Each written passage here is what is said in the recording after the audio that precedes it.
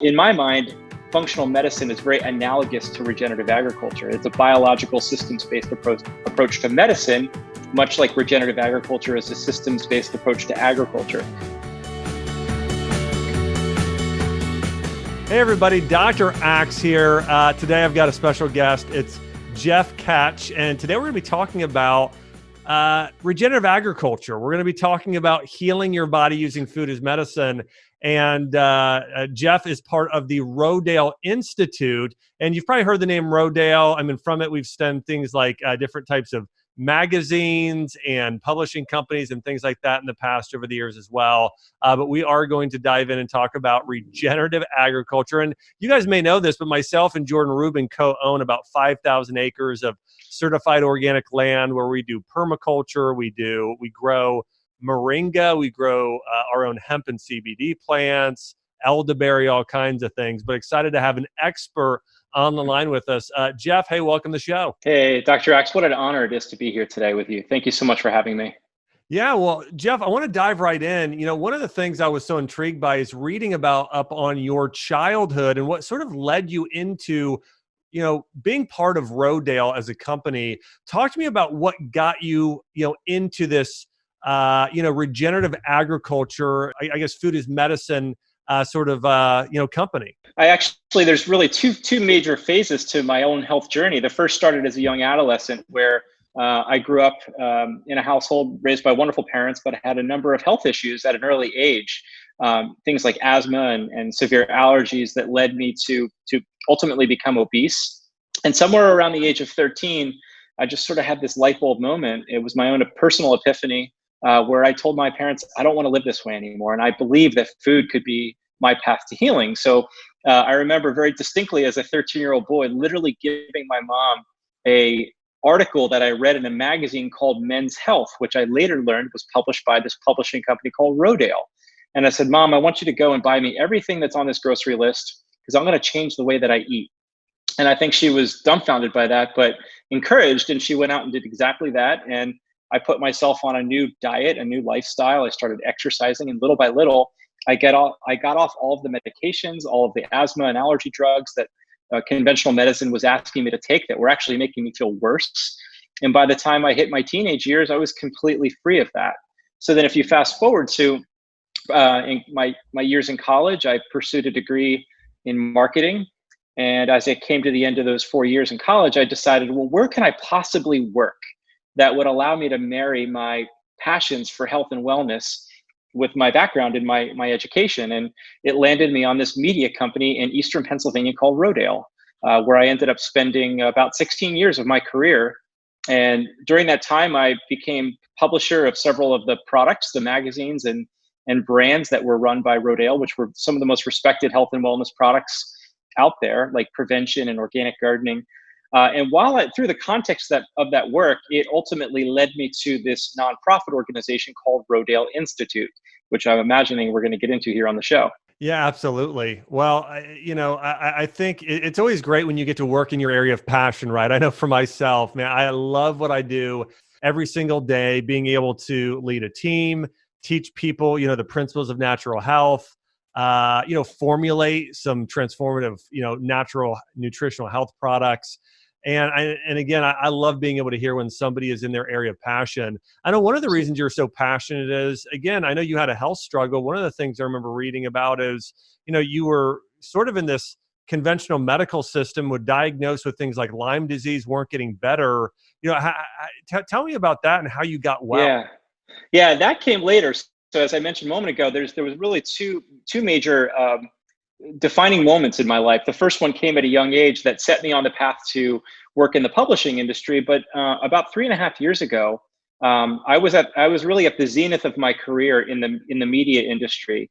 At the time, I was serving as the one of the top officers of Rodale Inc., which was the publishing company started by our founder, J.I. Rodale, and I was running an entire division of the company.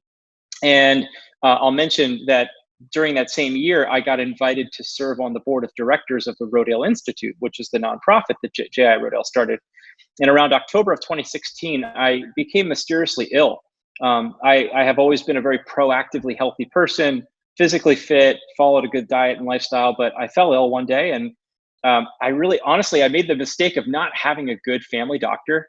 So I went to a general practice doctor I was referred to, and he started trying to diagnose what was wrong with me. And we did a lot of blood work and a lot of other investigative stuff. And ultimately, the doctor couldn't figure out what was wrong with me. Nothing was coming up in the blood work, and there was no glaring sign of what had made me fall ill. And this lasted for weeks, where I was going back and forth to his office. I was taking time off of work, was having incredible symptoms like severe fever, chills, body aches, hallucinations. I was having bizarre health symptoms. And by the end of about a 60-day period, the doctor literally had nothing more he could do for me. He literally wrote me off and said, "I think that this is severe depression and anxiety that you're facing." And he said, "This is all I could offer you is a prescription to an antidepressant." And it was one of the scariest moments of my life, because here I was completely sick. I had no answers for why I felt sick, and this doctor was convincing me that it was essentially all in my head. So by January, I was forced to go on medical leave. This would have been January 2017. And it was in that moment that I realized that if I was going to get better, I was going to have to take health into my own hands. Oddly enough, during this time of being isolated at home, much like we're in today, I was doing a lot of reading and kind of becoming my own health detective. And most of the content that I landed on was yours. And so I began to do things like put myself on a bone broth fast, and began to incorporate herbs and other types of things. And ultimately, through watching your content, it led me to what's called functional medicine. So I sought out a functional medicine doctor, and by February, I got in to see who is now my doctor and my primary caregiver, who's an amazing man, and practices functional medicine, which now in my mind, functional medicine is very analogous to regenerative agriculture. It's a biological systems-based approach to medicine, much like regenerative agriculture is a systems-based approach to agriculture. And so my doctor was able to run a number of diagnostics, and he tested me positive for Lyme disease, as well as severe toxicity from some other drugs that the former doctor had put me on. So I was taking a product called ciprofloxacin. It's a broad spectrum antibiotic that the former doctor put me on, and it led to something called fluoroquinolone toxicity. So now I was dealing with this chronic Lyme disease, plus my mitochondria and other parts of my body being damaged. And it was in that moment that I realized if I was going to get better, it was going to have to be almost like farming my body back to health. Wow. I love that analogy, by the way, because I mean, there's so many, I've used the analogy of our gut essentially being like a garden, right? You got to have good soil, probiotics, things in order for us to grow health. So again, I love the garden analogy, which is so great in terms of when we're talking about regenerative agriculture here, as well, as we'll dive into here in a minute. And by the way, so how is your health now? So talk to me a little bit about, and what do you think, what were the biggest things you did, maybe the top 3 things that you felt like these were game changers for your health? Absolutely. Today, I would say that most days when I'm keeping my stress relatively low and I'm really sticking to the diet and lifestyle that I believe is best for me, I'm about 95% symptom free. Some days I feel 100% symptom free. Wow. The number one thing, first and foremost, is diet. I changed my diet 100%. When I began to really follow a protocol that was, obviously 100% organic food, no gluten, no dairy, nothing that would cause any kind of autoimmune spike. No, keeping my sugar very low, and focusing on whole foods that were nourishing for my body. That was really the number one thing. Number 2 was really detoxification. My doctor was inviting me to use things like IV therapy and sauna treatments, and just moving my body, getting outside, exercising. And little by little, it was really those things that kind of began to peel back the layers of the onion. It wasn't a quick fix. It took a while to really start coming around, but I would say that diet, lifestyle, and herbal therapy were really the 3 main drivers for me getting on the road to health. Well, I love it. And what you're sharing is, we're talking about Lyme disease. This is what I found when I was in functional medicine practice years ago. And as I've, taken care of a few people over the years here now, what I found to be, as we're talking about Lyme disease, it's so in line with what you're talking about. Stress is a huge deal. if people are living in a state of fear, worry, anxiety, we have to start focusing on these positive emotions, practice on forgiving, getting rid of things from the past, and getting rid of past shame, hurt, guilt, and living and thinking about and hoping in the future. So important. Number two, certain herbs were used in Chinese medicine that I think are super effective for Lyme disease. Astragalus is so powerful when we're talking about it, and certain other nutrients that you're talking about. And of course, food, right? We got to get the right foods in our diet, get rid of the sugar, get more of the healthy fats and the healthy collagen, that sort of things. Magnesium rich foods are fantastic there as well. So, one of the things that I have read over the years that I love that the Rodale Institute puts out is really talking about our food system. So one of the things, of course, you mentioned was food. Here's the thing, though. The food is so much worse today in terms of our options, right? But also our soil is depleted, correct? Like, I think it's a very small percentage of our soil today is actually nutrient dense, very small percentage organic. Go through some of those numbers with me and talk to me about how our food is actually less nutritious today because of the state of our soil. Yeah, absolutely. And I want to dive into that. I want to also mention too that it was really in that dark moment of my life with my health collapse, where I said to myself through a lot of deep prayer and deep listening and meditation that I'm ready to pivot my career to do something that would really be like a way of coming out of this really dark place and bringing my light, my all that I learned through this health collapse to bear for the Rodale Institute. So it was in March of that year that I pivoted away from my publishing career to become one of the leaders of the Rodale Institute. Because of all that I learned through dealing with my own health collapse, I was able to clearly see, Dr. Axe, the perils of industrial agriculture, as well as kind of running side by side and congruent with the perils of conventional medicine. I saw a lot of similarities that I've learned from my own experience. And when I was serving on the board of directors of Rodale Institute, I came across a couple of facts. And one of them is that this is a UN study. The United Nations has recently come forward with science that is saying that if we continue to farm the way we farm using chemical conventional methods, we have about 60 arable growing seasons left on planet Earth, like 60 years until it's lights out, until we can't produce food for our populations. And so it was really like an eye opener to me, where I thought, how can I become part of the redemption here? How could I begin to use my gifts and my abilities to help our organization become a catalyst for change, which is what the Rodale Institute is. We're a nonprofit research organization devoted to doing the necessary science to help farmers all over the world transition away from chemical dependency to these regenerative methods. And so we certainly can dive into the kinds of science we're doing, but one of them is around this area of nutrient density. A lot of the studies we're doing at the Rodale Institute are growing conventional, let's just use vegetables. We have a study called the Vegetable Systems Trial, which is a side-by-side comparison of regenerative organic vegetables grown directly next to plots that are sprayed with Roundup and glyphosate and atrazine and all the chemicals that you would normally see in conventional vegetable production. And we're collecting data. We're collecting now years of data and sending that off to laboratories, and we're analyzing the differences in these types of production methods and what it ultimately means to the phytonutrients and the micronutrients of those foods. And in summary, what we're finding is that these two systems are dramatically different. Like what we're producing, what we call food in these conventional systems, it's really not what you think you're eating. So, we're seeing dramatic differences in nutrient levels in the way in which these foods are grown. Wow. Well, I know another thing that's really interesting when you look at our cropland.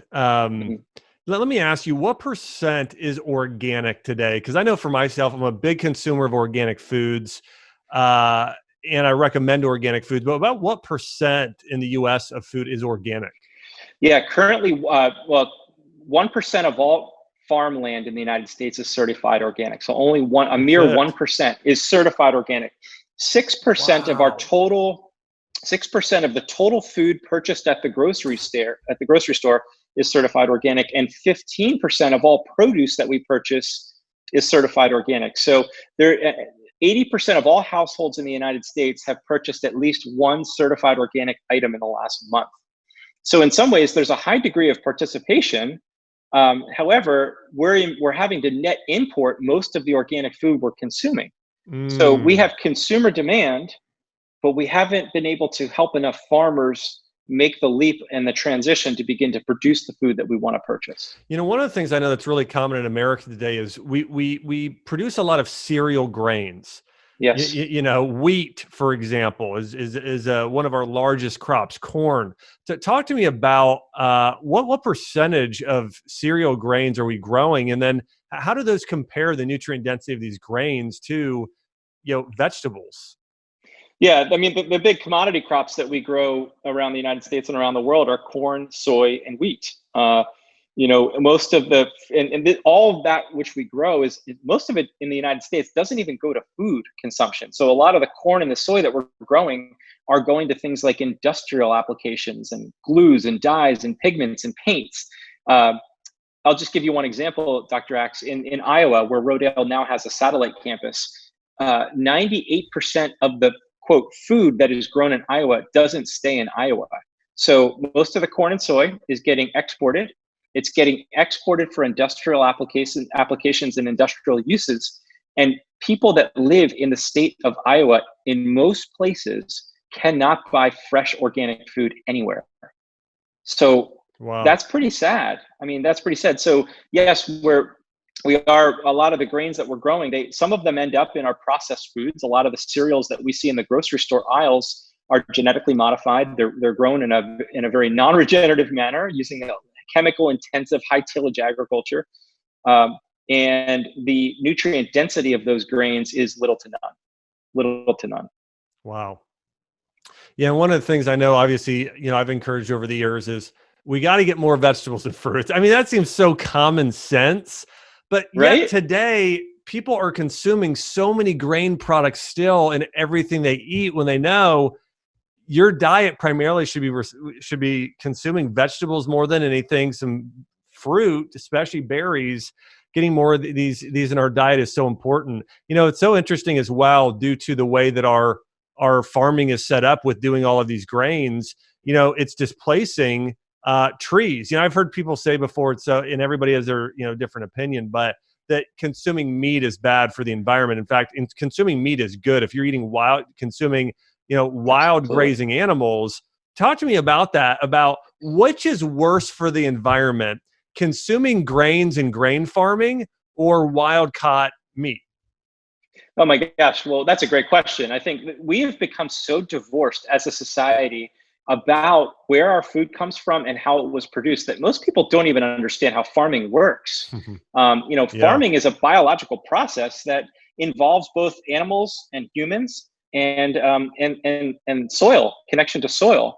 And so, regenerative agriculture is a systems-based approach to growing food, to producing food that works in harmony with nature. So it involves animals in a system. It involves animals play a key role in agriculture. We do a lot of studies at Rodale that are looking at ways that animals actually improve soil health.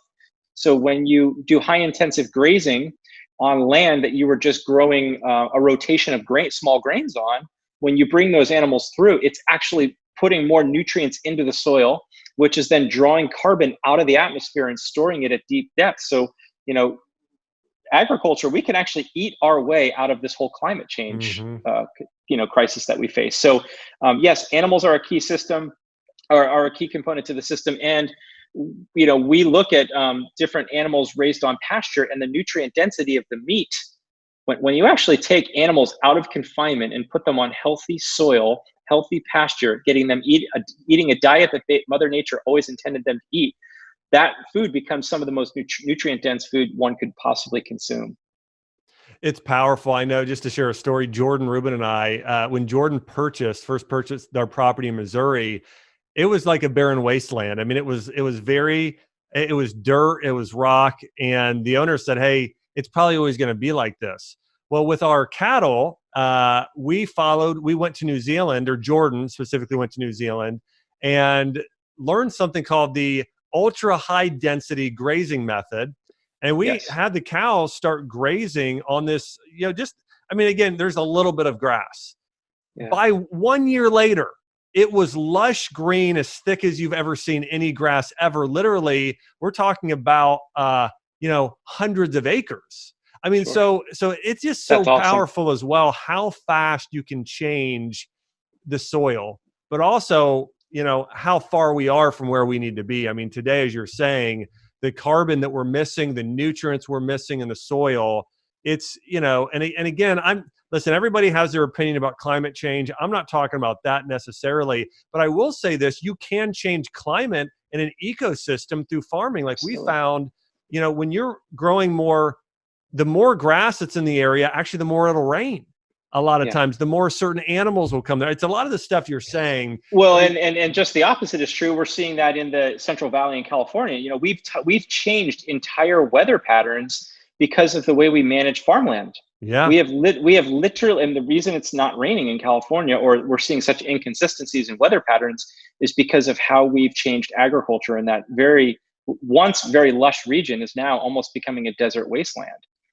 yeah. It's also, most people don't realize how is it that we have some of the most fertile soils in the Midwest. And by the way, we are so depleting those soils in the last 30 to 50 years. But the reason that they became so lush and fertile in the first place is because we had natural migration patterns from Florida to Saskatchewan or to Montana of bison that were, for thousands and thousands of years, were migrating over the Midwest and ruminating, eating and pooping. And that's what built some of the most lush soils in the world.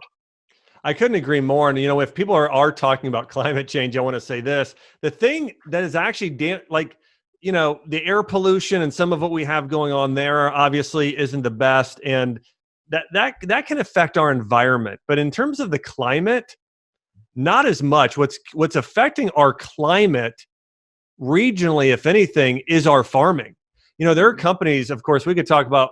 I'd love to hear your thoughts on companies like Monsanto. Like, what are they up to today? How they're hurting our farmland? Because there's no doubt that what we're doing to the soil today, with the other thing too, just to throw this out there, if you look at ancient practices of agriculture, now some of this is from the Bible, but they would rest the land every 7 years and they would rotate crops and they would today we're going to plant soybeans and take every last piece of nutrient out of the soil.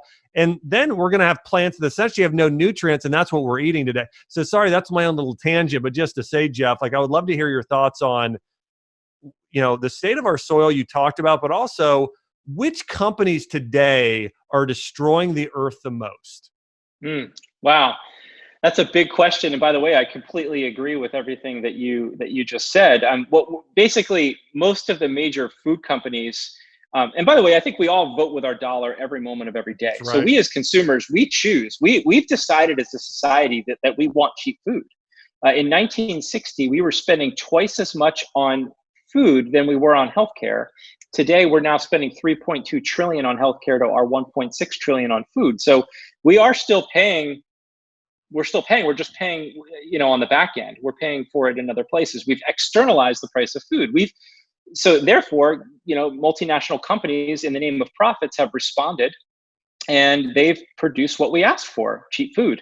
And the industrial chemical agricultural companies, such as Bayer Chemical, which is formerly Monsanto, are, frankly, it's a little scary. It's a little frightening what they're doing.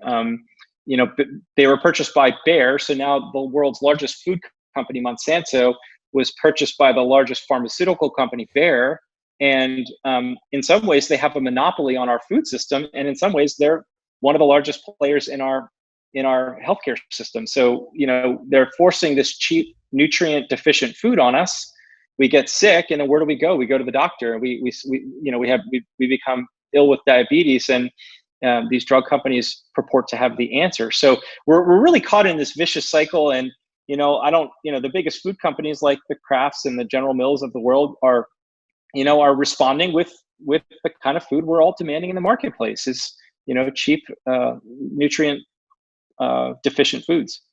Yeah, it's crazy. I remember I went up to Minnesota here recently with my wife. That's where she's from, and there was an apple orchard, and that we got apples from, and I bit into this apple, and it was so, I mean, it was one of the best apples I've ever had, hands down.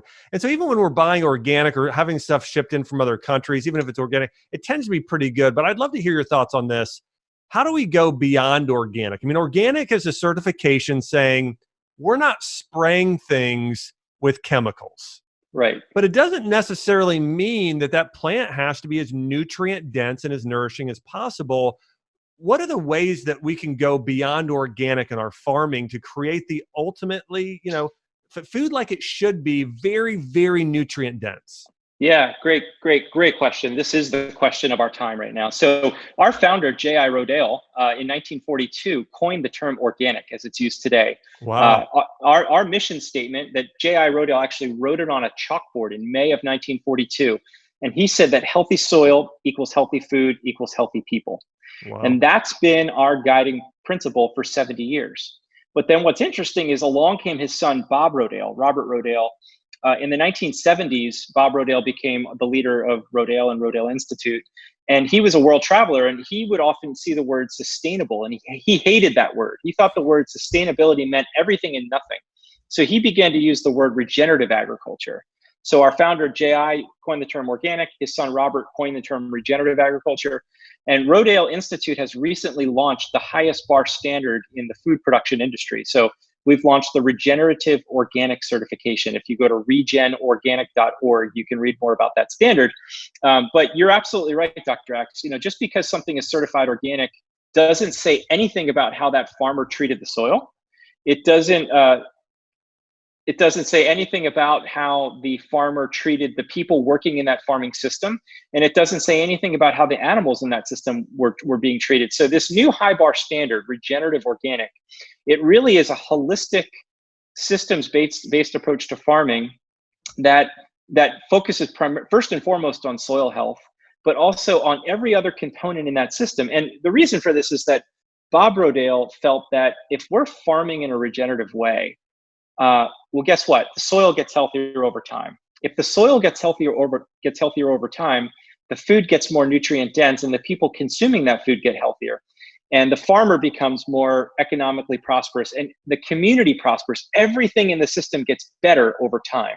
It's about continuous improvement. So that's really the next frontier of agriculture, is this idea of regenerative. I love it. It's fantastic. And I think, one of the things that, Jordan and I and our company, we've been really pressing into is going beyond organic, even with our own standards. We actually grow, I mentioned this earlier, we grow, we do the ultra high density grazing, and we have our animals going around. We have zebu, we have cattle, we have goats, we have sheep, we have a type of a mountain goat.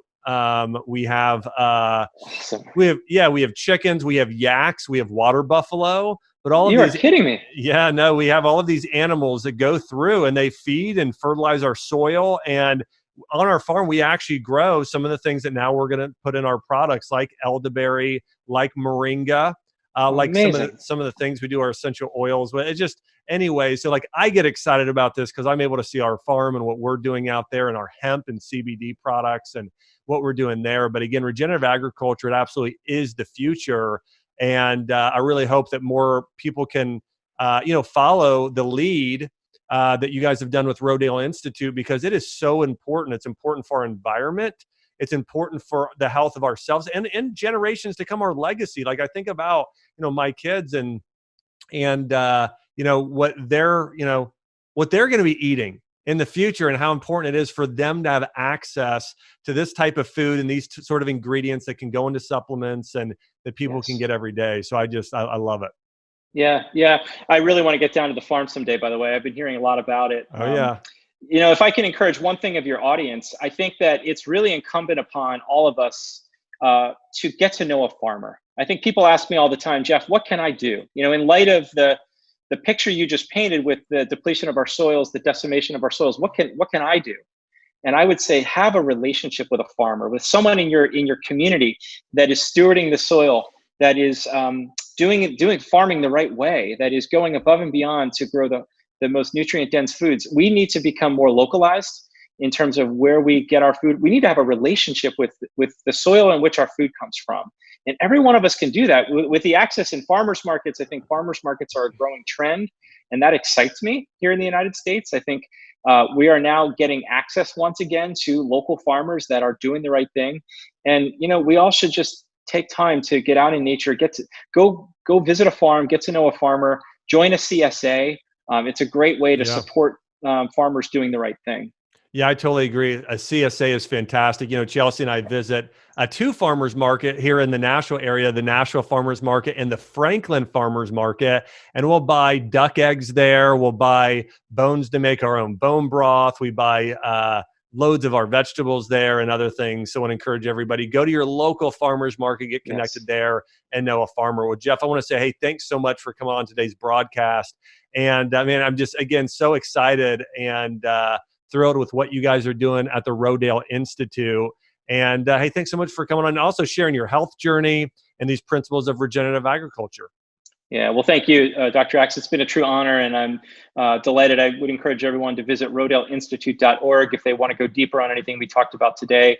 And thank you for all your support and everything you're doing. Hey, you're welcome. Well, everybody, thanks for listening to another episode here. And we'll be back next week with another podcast. Thanks again to Jeff Tkach for being our guest expert on today's show. This podcast is for information purposes only. Statements and views expressed in this podcast are not medical advice and have not been evaluated by the Food and Drug Administration. Opinions of guests are their own, and this podcast does not endorse or accept responsibility for statements made by guests. In some cases, individuals on this podcast may have a direct or indirect financial interest in products or services referred to herein.